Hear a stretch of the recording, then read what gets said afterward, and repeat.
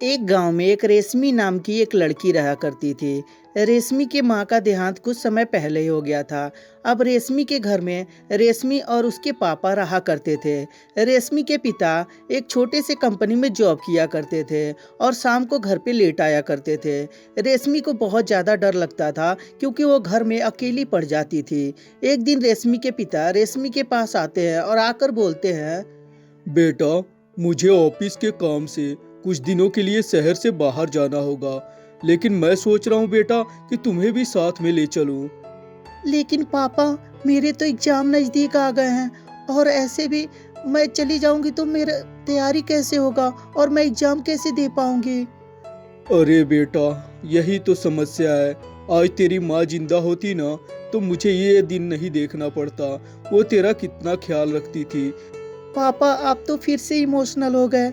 आप चिंता मत करिए पापा, अब मैं बड़ी हो गई हूँ और मैं ख्याल भी रख सकती हूँ अपना। और ऐसे भी ये तो मेरा घर है, यहाँ पे मुझे किस चीज़ की डर है। बेटा, तू नहीं जानती, ये दुनिया जमाना बहुत ही गलत है और मुझे डर लगा रहता है जब भी मैं बाहर रहता हूँ कि तेरे साथ कोई गलत होनी ना हो जाए। अरे पापा, कोई किसी के घर में घुसता है क्या? और ऐसे भी आप कौन से जमाने में जी रहे हैं पापा? पहले के जमाने में चोरियां हुआ करती थी। आजकल के जमाने में कहीं सुनते हैं कि किसी के घर में चोरी हुई है? क्योंकि सभी को पता है पापा कि आजकल लोग बैंक में पैसे रखते हैं। ठीक है बेटी, तू इतना कह रही है तो मैं ज़्यादा समय के लिए तो नहीं, लेकिन हाँ, 12 घंटे के लिए मैं जा रहा हूँ बाहर और मैं जल्दी आ जाऊँगा। कोशिश करूँगा कि मैं जल्दी आऊँ, लेकिन मुझे लगता है कि 12 घंटा लग ही जाएगा। ठीक है पापा, आप बेफिक्र होके जाइए। और इस तरह रेशमी के पिता घर से चले जाते हैं। रेशमी भी रात के समय में अपने बेडरूम में रहती है। तभी अचानक दरवाजे पे दस्तक होती है।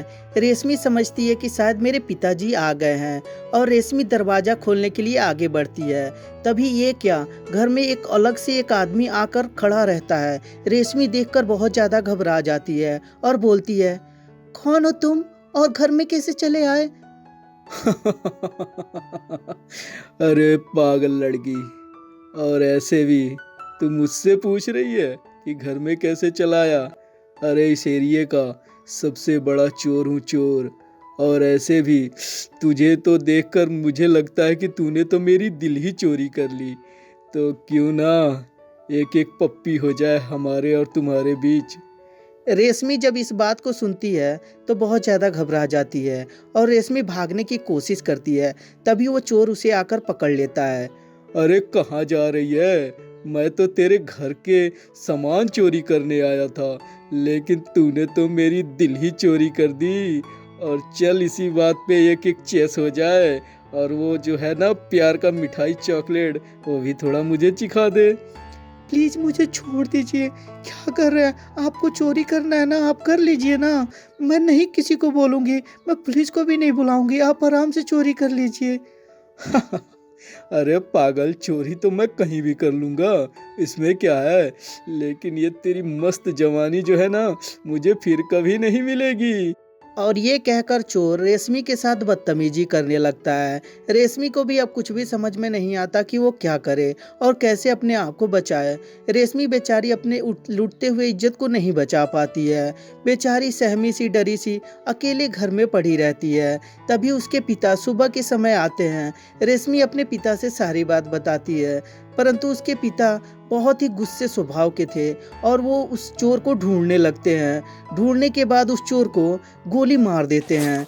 तो दोस्तों, कैसी लगी ये स्टोरी हमें कमेंट करके ज़रूर बताएं। अगर जो स्टोरी अच्छी लगी हो तो कृपया लाइक कर दें और हमारे चैनल को सब्सक्राइब करते समय बेल आइकन भी ज़रूर दबा दें। धन्यवाद दोस्तों।